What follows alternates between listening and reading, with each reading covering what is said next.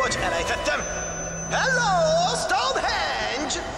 Akié a Pandorika, azé a világegyetem. De a rossz hír az, emberek. Találjátok ki, hogy mi! Ha! Hallom, hogy mindannyian itt zsizsegtek, és meg kell mondjam, hogy nagyon zavaró. Megtennétek, hogy elhallgattok egy percre, mert most én beszélek!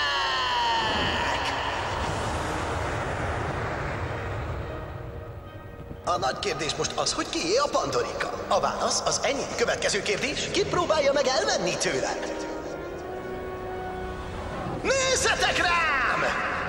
Nincs tervem, nincsenek fegyvereim, sem segítőim, ó, és még valami. Nekem nincs semmi veszítenivalóm. Így, ha ott ültök a buta kis űrhajóitokban, az összes buta kis fegyveretekkel, és azt tervezitek, hogy ma este megszerzitek a Pandorikát, ne feledjétek, hogy kivel kell megküzdenetek! Emlékezzetek minden sötét napra, amikor legyőztelek titeket! És azután, cselekedjetek jól! Tegye meg más az első lépést.